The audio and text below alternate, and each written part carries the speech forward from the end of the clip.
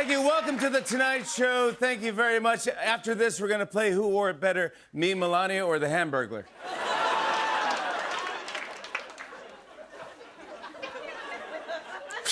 Well, guys, enjoy yourself. Guys, today Donald Trump was sworn in as the 47th president of the United States. Yeah, we're all united. That's great to know. Yeah, America's rolling the dice with the second Trump presidency. It's like we somehow survived the first Squid Game and then signed back up for a second. It's like we won, kind of. Yeah, today was Trump's inauguration, but the ceremony was moved inside because of freezing temperatures. Democrats were like, it doesn't bother us. We've been numb since November. Because of the weather, they also canceled the inauguration parade. When he heard that, Eric Trump was like, wait, so you're telling me SpongeBob won't be here? This afternoon, Trump was sworn in on 2 Bibles, Abraham Lincoln's and his own personal Bible.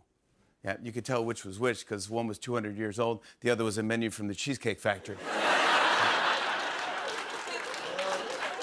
Turn your hymnal to the bottom of page 2. Jalapeno poppers wrapped in bacon. During his address, Trump laid out some pretty bold objectives. He said, first things first, we're going to plant a flag on Mars and return Elon Musk to his home planet. That's what we're going to do. First things first. By the end of today. Oh, and before the inauguration ceremony, the Bidens and the Trumps posed for a photo together outside the White House. Take a look. Yeah. They posed in order from most happy to least happy.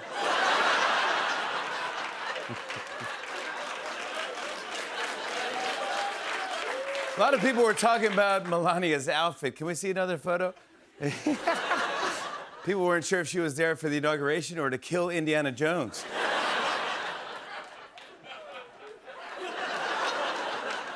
All day long, Trump kept cutting into the hat, hoping it was cake. Even more surprising, Mitch McConnell wore the exact same thing, which is just odd. They should have called each other. Speaking of Melania, when Trump walked into the Capitol Rotunda for his swearing in, he shared a sweet moment with his wife. Watch this. Whoa!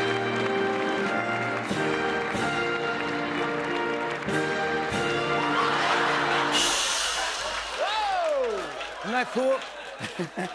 Isn't that cool? That's not just a hat. It's Melania's very own border wall. It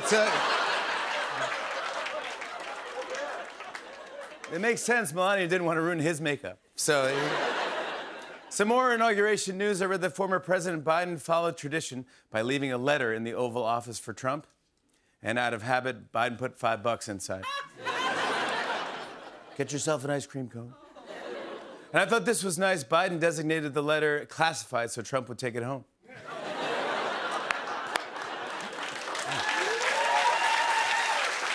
Yeah. Biden spent a minute writing it and 10 minutes licking it closed. Oil can! Oil can! Well, after Trump was sworn in, Biden departed Washington. Yep, he finished his term as the oldest president ever to hold office.